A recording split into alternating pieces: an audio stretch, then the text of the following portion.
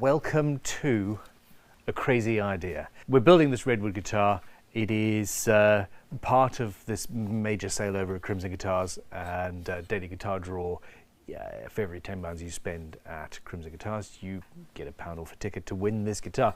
And in order to make it relatively rapidly as a palette cleanser from the humongously long-term projects that I've got on at the moment, I went into our timber store, grabbed a neck that was going to be for one of our old SRP kits that we no longer manufacture. What I wanted to do was bisect each dot with just a simple fine line of metal. And then I got to trying to figure out how the hell I was going to do that. I don't want to take the frets out. I don't want to it needs to be straightforward and easy. And an inspiration hit. This is going to be fun. I think it's also going to work. Yeah, I'm going to literally cliffhanger the hell out of this. In this series, to do something slightly different, I'm going to make shorter videos that are concentrating on a particular process. In the last video, I glued up the neck. I jointed the top and did all of that. That's now sitting, waiting for the process. I was supposed to move on to routing and putting the body together, etc., but I'm so excited about this that I've jumped to this stage. Next week, we're going to be doing a bunch of routing, body shaping, putting together. I'm also then going to convert this neck into a Les Paul style tenon joint, which is going to be very interesting. Let's have a look at this, shall we? That's the idea, albeit without the TIE Fighter sort of wing ends. I can cut these lines, shouldn't be too much of a difficulty. Blind slots are okay. I'm going to do it probably with one of these and some wedges or something to stop matters. While I can create these slots, what do you put into the slots? And my first thought was, hey, aluminium or silver or some thin. I even thought about putting frets in and then filing the fret entirely off to have a nice sort of jagged fret tang kind of effect going on. But I've always wanted to do wire inlay. I don't have any thin enough silver, but I do have a lot of this stuff. And funnily enough, in a thin line, while it is relatively soft from the point of view of, hey, as a metal, quite pliable, it is harder than some fretboard materials I've found. So on we go. The second I start a project, everything changes about it, and I have ideas and they ping through my brain and I just have no choice. First of all, it would actually be easier if I just cut all the way through across the whole thing using a fret slotting saw. It's just easy. But that also means that I can be bisecting both the front dot and the end dots, which the look of going from there all the way through, it accentuates from the side of the guitar what how it looks to the musician as you're playing. My 12th fret is an issue, and because obviously I've got two dots at the 12th and the 24th, because hey, we've got 24 frets, yeah. But then the thought occurred to me to just punch that carbon fiber that I was going to use as end stops to stop my saw going all the way through. And what I could do is have my line maybe, why don't I just go to the middle? I'm just making life difficult. Basically, inlay, there's almost no rules. You can do pretty much anything you can dream of. And I can dream of it a lot. How's about I line up the inside of the 24th dot and the inside of the 12th dot. And we cycle right back to having blind slots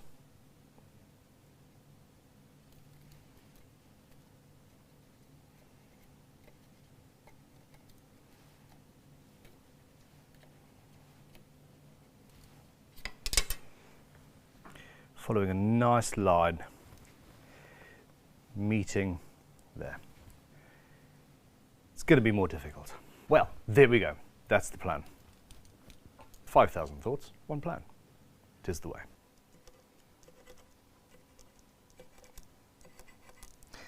Now this is going to make shorter slots, which means using a saw is potentially quite problematic.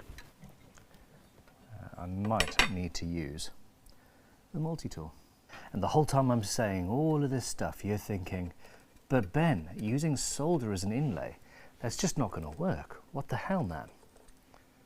Trust me, we're good. Yeah, I like that. Cool. Now, my slot is from there to there. That's that's going to be some tedious work, I would say. The solution, the final change, is instead of lining it up with the inside of the double dots, it's to go down the outside. It will make the cutting much easier.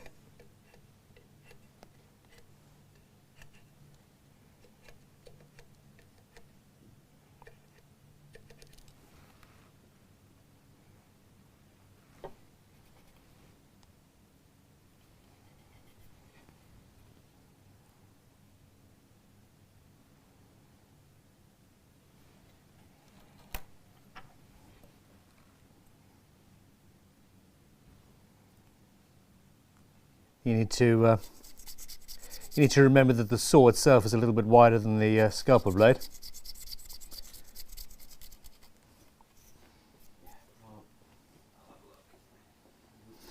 Now this here is just a little piece of a radius block chopped off. Could probably be done prettier.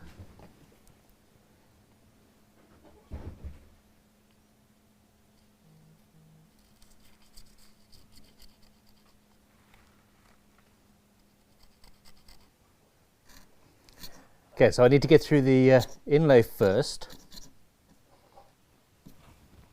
apparently. Now with wire inlay, what you need is not just a slot. If I just put metal in there, it would eventually fall out.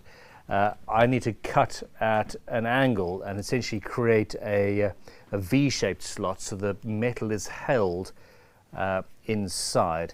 So we're going to compress it down, and it's going to spread out underneath and do its thing. Put its claws in. This is definitely a job for some tunes. Isotunes, Crimson 10, use it. I'm a huge fan. I need to flip the whole thing around and do the ends in that way. So I'm actually going to make all of the slots, cut all of the slots one side, then flip the hammer around. I'm going to flip the hammer around on this script. Yeah, and then cut the other side, and then we'll put them all in one side. I have run a test or two. This is going to work, don't worry. Bye-bye.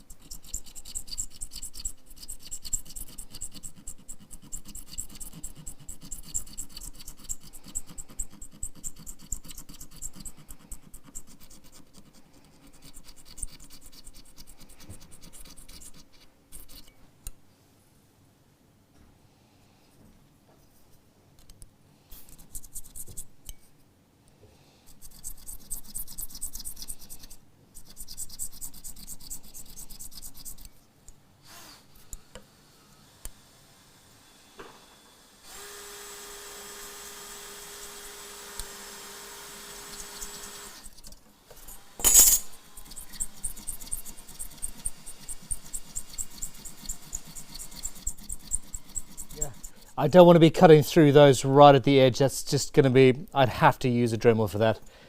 So I'm just going to go in between and see if I like the look. Also move to a ruler, because that does actually make sense.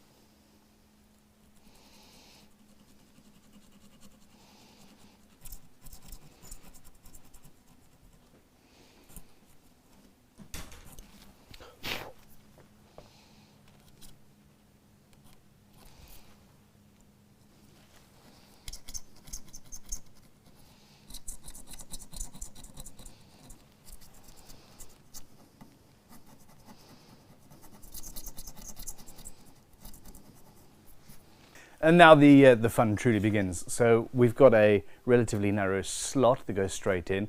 I don't want to be gluing this metal in. That's not the plan. The plan is to reverse chamfer the slots, essentially, create a V shape, so that as I compress the metal down into the wood, it'll be held in place forever by itself and the wood.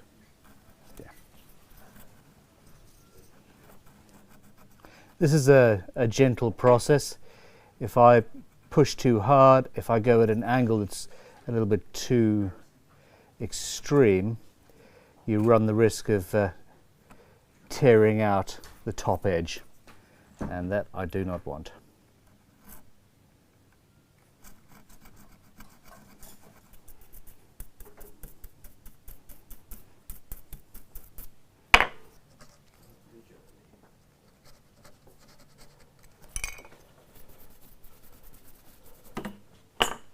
Okay, I now have the cavities that I want, and that's all good.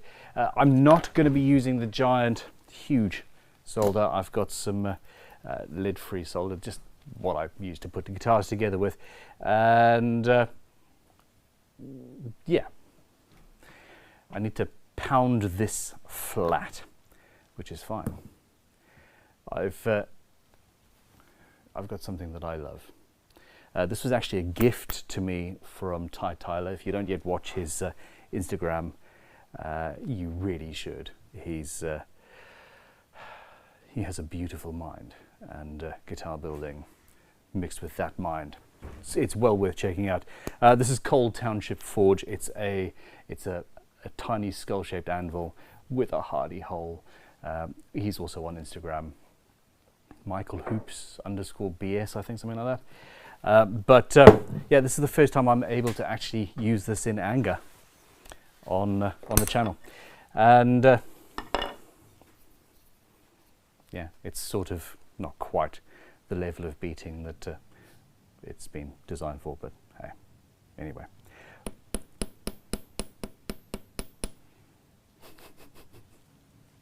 Sort of anticlimactic, yeah? Damn it. Now, we don't need a piece that is the exact length of the cavity that we're filling. You can do this in multiple stages if necessary. In fact, I'm probably potentially going to change my technique as I go along. But yeah, it's going to be fun.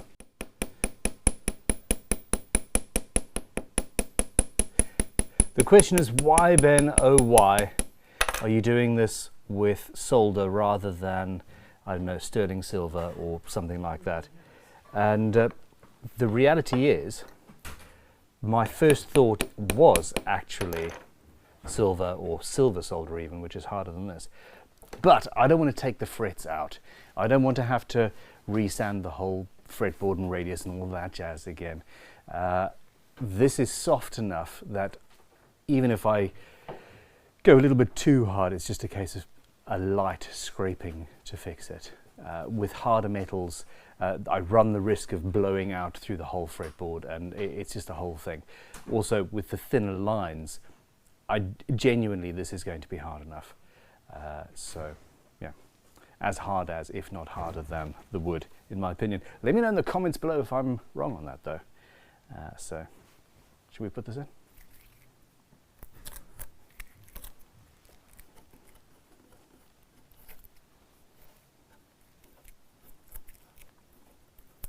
So yeah, just for fun, I'm going to see if I can get it in one pass. Let's chop the ends off at a sort of 45 degree as well, maybe.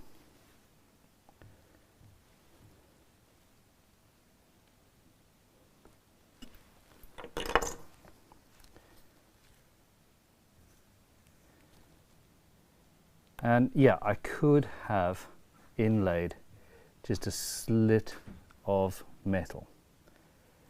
I could have done it the easy way. Really could have. Why didn't I? Let me tell you a story.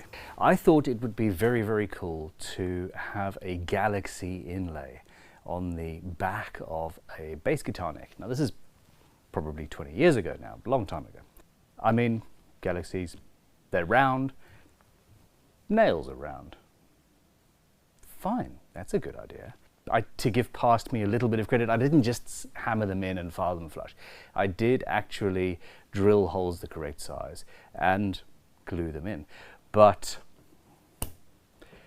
bass guitars vibrate a lot, and just standard metal doesn't really take glue very well, and over time you ended up with a bass guitar neck that felt and looked like a medieval weapon, a rather nasty medieval weapon, and all of the nails almost started showing their heads again, and that's always in the back of my mind. It's always something to worry about. So if you are inlaying metal like that, scratch up the surface a little bit. I must have used super glue at that point, but it did not go well. And yeah, that's not the reason I'm doing it this difficult way, but it's a factor. We'll go with that, shall we? It's always fun filming the first time it actually goes into an instrument, because you never know if it's going to go absolutely wrong. On camera. Know this.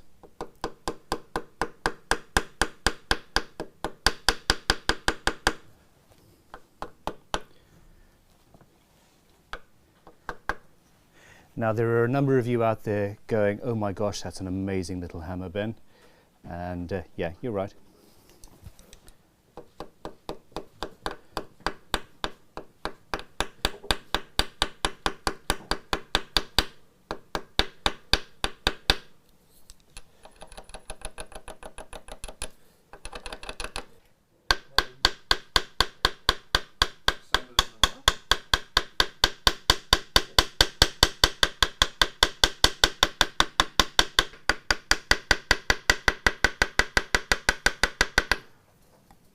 This is not actually a sharp chisel. Oh, no, I need a smaller, oh, it'll do.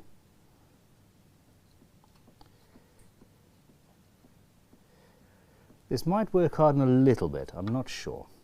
Most metals do.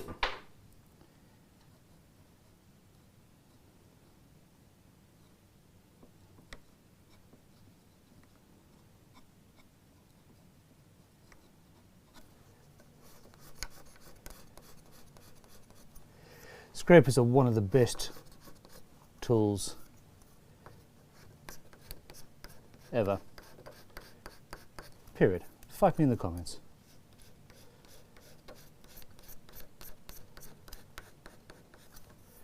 There we go, and the edge is tidying up now.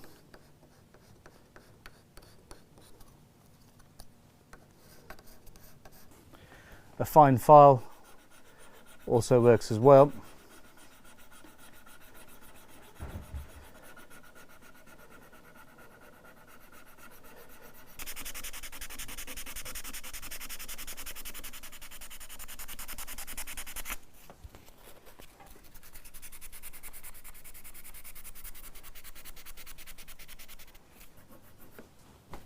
Super fine fret rubber.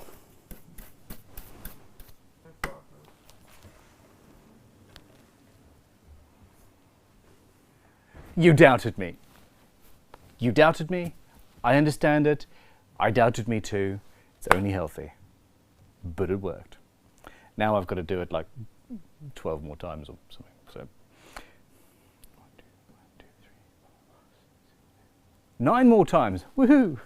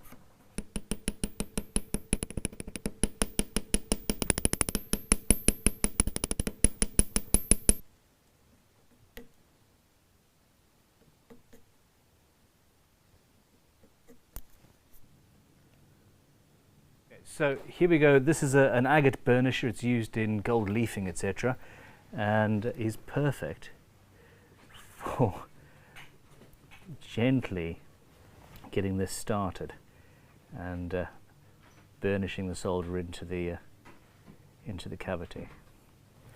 Anyway, so there we go. And then I'm using a just a draw pin.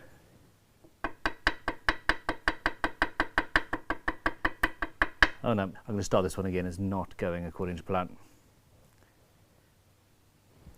I've actually had this happen. Out of the 10 or so I'm doing, I've had 2 not work, and it's to do with the thickness of the material as you go down. As a proof of concept, this works very, very well. I'm very much looking forward to doing this with drill holes. For side dots, this would work perfectly. For interesting flowing lines, etc., I would use a Dremel. There are places and times where I'm going to use this all the time. For this particular job, it probably would have been better just using some thin aluminium and or silver and inlaying it in traditionally with glue, etc. I'm glad I did it though. What do you think? There we go. I missed an undercut. I completely missed undercutting to the left hand side of this cavity here, and as such it just didn't work. You fool, Ben Crowe, you fool.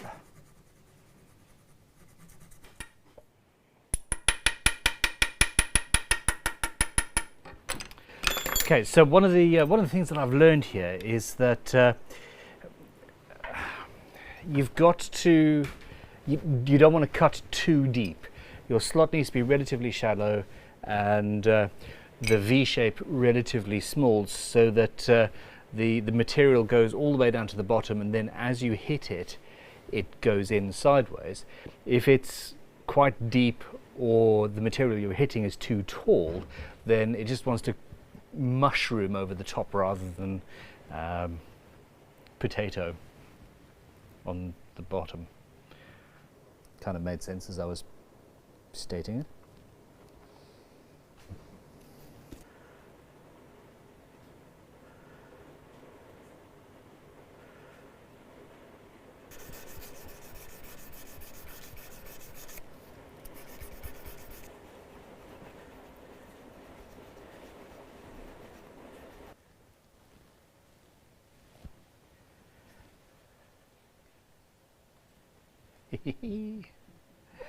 Okay, I am genuinely happy with how that turned out. It's a relatively unique inlay design. I say relatively because nothing is new under the sun, but the technique is not something that I've seen done before. Much like resin, you can see little bits where the slot was maybe a little bit wider, and it's been filled with something that's filled the available space. So you need to be aware of that sort of a thing. It worked. It worked, and I've had fun. You can do all sorts of things. You could well, all sorts of things. Let me know in the comments what you think should be done with this technique, and why, if you disagree with me, you disagree with me. In the meantime, don't forget this guitar could be yours. Go to crimsonguitars.com. Anything you buy in the sale, everything that we do is in the sale apart from the 3-month guitar building course. Every £10 gets you £1 off a ticket to win this guitar over on dailyguitardraw.com. And yeah, we really appreciate your support. The next video in this series coming very soon, because, well, I've got to finish the guitar soon. Finish this guitar soon. 13 minutes. I've got a live stream in 13 minutes, and I'm in guitar making mode. Catch you on the flip side. Have fun. Goodbye.